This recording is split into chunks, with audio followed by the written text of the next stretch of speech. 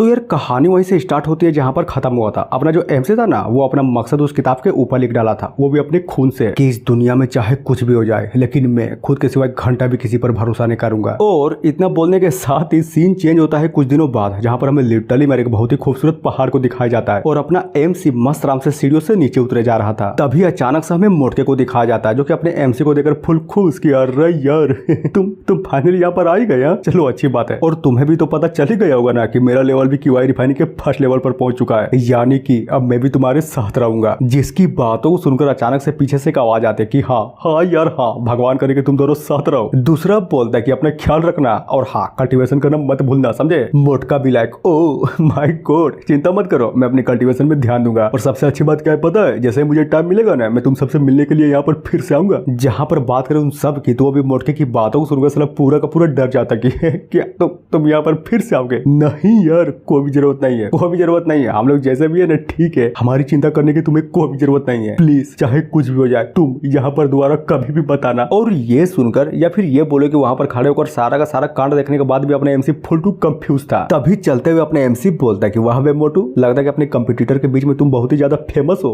Good, वो भी। अरे नहीं यार, मैं उतना भी फेमस नहीं हूँ जितना तुम हो, लेकिन हाँ, उन लोगों की चिंता तुम बिल्कुल भी मत करो, वो लोग बहुत ही ज्यादा डरपोक है, साला रात को सोते हुए अजीबोगरीब सपने देखते रहते हैं। और सबसे जरूरी बात क्या है पता है, वो लोग इतना डर चुके हैं कि अपने रहन सहन के लिए एक पर्सनल रूम खोजे जा रहे हैं। मेन कैरेक्टर भी मन ही मन सोचता है कि ओ तो ये बात है, लगता है कि शायद इस मोटू को बिल्कुल भी नहीं पता कि ये सारा का सारा कांड इसी के चक्कर में तो हो रहा है। अब आते हैं थोड़ी देर बाद, जहाँ पर ये मोटका फाइनली अपना एक ट्रेजर ढूंढ निकाला था और खुश था कि ब्रदर मेंग, देख रहे हो मैंने अपना ट्रेजर फाइनली ढूंढ निकाला। मेन कैरेक्टर बोलता है कि क्या ये ट्रेजर को ज्यादा झाट भर का नहीं है क्या? हाँ, बात तो तुमने बिल्कुल सही बोली है कि तलवार साला बहुत ही ज्यादा छोटा है, लेकिन मैंने इसको इसलिए चुना ताकि मैं रगड़ रगड़ कर इसकी हेल्प से अपने दांतों को साफ कर सको, समझे।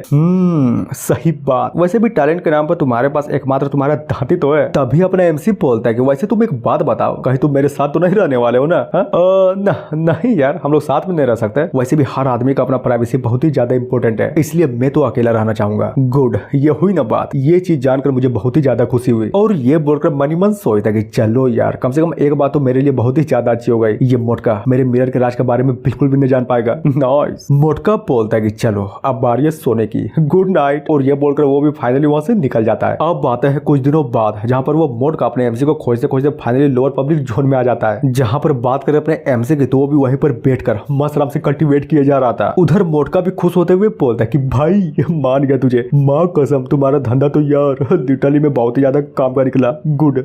देखा, मैंने बोला था ना कि मेरा धंधा बहुत ही ज्यादा काम का है। लेकिन हाँ, एक बात याद रखना, बिल को बेचना तो जरूर, लेकिन अपनी लाइफ को रिस्क पे रखकर नहीं, समझे, क्योंकि धंधे से पहले जान आती है। और इसी तरह से टाइम बीता जाता है, जहाँ पर अपने एमसी को फिर से कल्टीवेट करता हुआ दिखाया जाता है। धीरे धीरे टाइम बीती और मौसम चेंज होता है और इसी तरह से कर आखिरकार एक फाइनली विंटर का मौसम भी आ जाता है, जहाँ पर अपना एमसी अभी तक कल्टीवेशन ही किया जा रहा था। तभी मोटके की आवाज आती है, जो कि एक बंदे को धर कर लाया था कि भाई देख रहे हो, ये देखो मैंने किसको लाया। मेन कैरेक्टर आंख खोलता है और सामने उस बंदे को बहुत ही गौर से देखे जा रहा था, जहाँ पर वो बंदा भी अपने एमसी के सामने ग्रीट करते हुए बोलता है कि सीनियर ब्रदर, आपसे मिलकर मुझे बहुत ही ज्यादा खुशी हुई। जिसकी बातों को सुनकर, इनफैक्ट ये बोले उस बंदे का शकल देखकर अपना एमसी भी मन ही मन सोचता है कि एक मिनट, अरे यार ये बंदा तो वही है ना जो उस टाइम पहाड़ के नीचे इस मोटके के साथ फंसा हुआ था। हाँ, ये बंदा तो वही है। तभी बोलता है कि एक बात बताओ, तुम तो वही हो ना, और पहले ये बताओ कि तुम्हारे साथ वाला वो दूसरा लड़का कहाँ गया, दिखाई नहीं दे रहा। वो ना मर गया, अब जिंदा नहीं है वो। जिसकी बातों को सुनकर मोटका सहित अपना मेन कैरेक्टर भी पूरे के पूरे तरीके से हिल जाता है। वो बताता है कि बात दरअसल ये थी कि हमें सेक्ट वालों ने पानी लाने का काम दिया था और मैं तो ठहरा कमजोर, इसलिए युकाई ने मुझे देखा कि मुझसे तो ये काम हो ही नहीं रहा, इसलिए उसने पानी का अधिकतर हिस्सा खुद ले जाने में मेरी हेल्प की। लेकिन यहीं पर सबसे बड़ी गलती हो गई। जैसे हम लोग पहाड़ के ऊपर से गुजर रहे थे ना, तब हवा का एक बहुत ही बड़ा और बहुत ही तगड़ा झोंका आया और वो झोंका इतना पावरफुल था कि युकाई को उड़ाकर डायरेक्ट पहाड़ों के नीचे ले गया। जबकि मैंने 2 महीनों तक लगातार उसको ढूंढने की कोशिश भी की थी, लेकिन मिला क्या, हड्डियों का कुछ ढांचा। शायद ये भी हो सकता है कि उसके मरे हुए शरीर को ऑलरेडी किसी जानवर ने खा लिया हो। उधर मोटका तो इसकी बातों को सुनकर फुटू रोने लगता है कि भाई चिंता मत करो यार, चिंता मत करो, हम दोनों है ना तुम्हारे साथ है, और चिंता बिल्कुल भी मत करना, जब तक ये ब्रदर मेंग है ना, तब तक कोई भी बंदा तुम्हें बुली करने के बारे में बिल्कुल भी नहीं सोचेगा, समझे। बंदा भी ग्रीट करते हुए बोलता है कि नहीं यार, मैं अपने आप में ही ठीक हूँ। वैसे तुम दोनों का थैंक यू मेरे बारे में इतना सोचने के लिए, लेकिन अगर सच कहूँ ना तो मुझे तुम्हारी हेल्प की कोई भी जरूरत नहीं है। और ये बोलकर वो बंदा वहां से निकल जाता है। मोटका भी लाइक, अरे यार आखिर क्या दिक्कत इस बंदे को,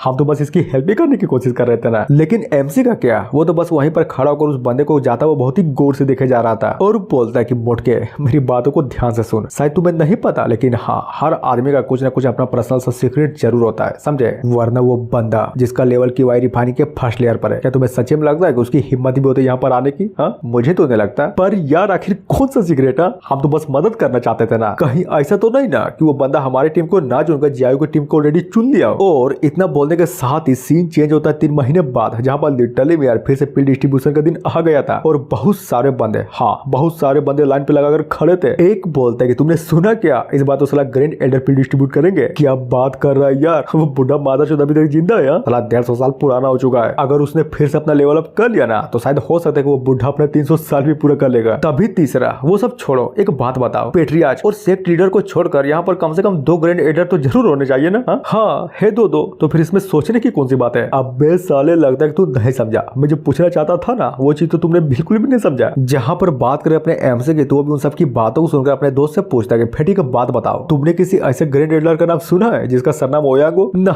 बिल्कुल भी नहीं, इसके बारे में तो मैं खुद ही पहली बार सुन रहा हूँ, वो भी तुमसे। मोटका पूछता कि एक बात बताओ, लगभग 3 महीने तो हो ही गए ना, तो फिर तुम्हारा कल्टीवेशन कैसा चल रहा है, कुछ प्रोग्रेस मिली या फिर नहीं? ना यार कहाँ, प्रोग्रेस के नाम पर तो मुझे वैसे भी घंटा भी कुछ नहीं मिला है, तुम्हें पता भी है, और वैसे भी मैं अपने लेवल के बोटल नेक पर बहुत दिनों से अटका पड़ा हूँ। अब मोटका भी लाइक समझ गया, शायद ऐसा इसलिए हो सकता है क्योंकि तुम बहुत पहले अपनी कल्टीवेशन में सिर्फ बहुत ही तेजी से आगे बढ़ रहे थे। सुनो एक काम करो, क्यों ना तुम दूसरे बंदे को जान से मार कर देखते हो, शायद हो सके कि उसके इम्पैक्ट के कारण तुम्हारा भी ब्रेक थ्रू हो जाए। तो बोलो क्या बोलते हो? बात तो तुमने बिल्कुल सही बोली है, लगता है ये चीज भी मुझे ट्राई कर देखना पड़ेगा। और ये बोलकर मन मन सोचा जा रहा था कि अगर सीनियर सीटर की बातों को ध्यान से सोचूं ना तो कल्टीवेशन के चौथे से 5वें लेवल पर जाने के बाद ये बोटल नेक वाली सिस्टम आती है, लेकिन मेरा तो बहुत ही ज्यादा जल्दी आ गया। कहीं ऐसा तो नहीं ना कि मैंने बहुत सारे डिमन कोर को निकल लिया, शायद इसलिए हो। लेकिन यार सबसे इंपॉर्टेंट बात तो ये है कि किसी भी बोटल नेक को तोड़ने के लिए कम से कम एक बहुत ही स्पेशल सा पिल की जरूरत पड़ता है जो कि लोगों को ब्रेक थ्रू करने में हेल्प करती है, या फिर हाई ग्रेड डिमन बीस्ट का कोई कोर, और ये दोनों ही मेरे पास नहीं है, तो अब क्या करूं? और अपने एमसी को इस तरह से सोचता हुआ देखकर मोटका बोलता है यार तुम चिंता मत करो, समझ गए ना, हमारा धंधा वैसे भी बहुत ही तगड़ा चल रहा है, बस एक बार मौका तो मिलने दो, मैं तुम्हारे लिए कुछ ज्यादा खतरनाक लेवल का कंडेंसिंग स्प्रिट पिल खरीदूंगा। मेन कैरेक्टर ना यार वो पिल मेरे कोई भी काम का नहीं है, समझ गई ना। अब आते हैं थोड़ी देर बाद जहाँ पर ऑलरेडी पिल डिस्ट्रीब्यूट करने का समय आ चुका था और इस बार में वही बुढ़ा था जो कि ड्रोट पिल को बांटने के बारे में सोच रहा था। मेन कैरेक्टर सोचता है कि क्या ये तो साला वही पिल है जो एक टाइम पर मुझे मिला था और मैंने इन लोगों से अपनी जान को बचाने के लिए उस पिल को सीनियर सिस्टर जो को दे दिया था। जहाँ पर बात करें वहां पर खड़े बंदे की तो वो भी आपस में इसी के बारे में बात किए जा रहे थे। एक बोलता कि गजब साला इस बार भी ड्राउट स्पिरिट पिल मिलने वाला है, नाइस। तभी दूसरा, हाँ बात तो तुमने बिल्कुल सही बोली है, वैसे भी ये पिल साला साल में एक ही बार तो मिलता है। इधर ये भी उस पिल को देखते हुए मन ही मन सोचा जा रहा था कि एक बार, सिर्फ एक बार, अगर एक बार ये पिल मुझे मिल गया ना तो मेरा कल्टीवेशन का लेवल और भी ज्यादा इंप्रूव हो जाएगा, शायद हो सकता है मैं ब्रेक थ्रू भी कर जाऊं। बुढ़ा बोलता है कि शांत हो जाओ, बहुत वो बकचोदी, अब मेरी बातों को ध्यान से सुनो। तुम लोगों को तो पता ही है कि ये पिल किस लिए दिया जाता है, जो लोग भी सेट के लिए अच्छा काम करेगा या फिर खुद के लिए बहुत ही ज्यादा अच्छा काम करेगा, एक न एक दिन ये पिल उस बंदे को जरूर मिलेगा। और सबसे इंपॉर्टेंट बात ये है कि ये पिल उन से आप लोगों को मिलता है जो इस सेक्ट में नए नवेला ज्वाइन हुआ है, क्योंकि यही इस सेक्ट का रूल है ताकि हमारा सेक्ट बिल्कुल चांद, बिल्कुल सूरज की तरह चमके। तभी वो जो बुढ़ा था ना वो अचानक से बोलते बोलते अपने मोटके को नोटिस कर लेता कि 1 मिनट, ये चेहरा तो साला कुछ ज्यादा नया है, गुड। और अचानक से पिल को देते हुए बोलता कि ये ले, ये पिल अब से तुम्हारा। जिसको लेते ही अपना जो मोटका था ना वो तो साला पूरे के पूरे तरीके से हिल जाता है, या फिर ये बोलो कि डर जाता है कि बाप रे मैं क्यों? अरे यार मैं ही क्यों भाई, अब मैं क्या करूं? हाँ साला कुछ कर, अगर ये पिल ज्यादा देर तक मेरे हाथों में रहा ना तो यहाँ पर खड़े सारे के सारे बंदे मुझे मार डालेंगे। तभी हमें एक बंदे को दिखाया जाता है जो कि वहां पर खड़े एक बंदे को ढकेलते हुए आगे की ओर बढ़े जा रहा था, और इसी चीज को देखकर वहां पर खड़ा दूसरा बंदा भी बिल्कुल यही करता है। और ये चीज देखकर ये सारा का सारा कांड देखने के बाद अपना एमसी उस मोटके से उसका पिल ले लेता है और उसको धरते हुए बोलता है कि सुन, अभी के लिए पिल मेरे पास रहेगा, फिलहाल के लिए तू जाकर मेरे केव में मेरा वेट कर, समझा? जिसको इस तरह से करता हुआ देखकर वहां पर खड़े बंदे बोलते कि अरे यार ये कमीना तो महंगा हुआ है। हाँ तो क्या हुआ, कौन सा फर्क पड़ता है, वैसे भी इस बंदे का लेवल साला क्यूआई रिफाइनिंग के 4th लेयर पर है, नहीं भाग पाएगा, चिंता मत करो, हम है ना धर लेंगे। तभी बात करें अपने एमसे की तो वो भी मोटके को जितना कहना था ना उसको ऑलरेडी कह देता है और उसको वहीं पर पटा कर ऑन द स्पॉट वहां से भाग जाता है। मोटका भी लाइक अरे यार मेरा पिल उस कमीने ने चुरा लिया। और ये चीज यही चीज सुनकर वहां पर जितने भी बंदे थे ना, वहां पर जितने भी बंदे थे वो सारे के सारे बंदे अपने एमसी के पीछे भागने लगता है कि रुक साले रुक जा, वो पिल मुझे दे दे।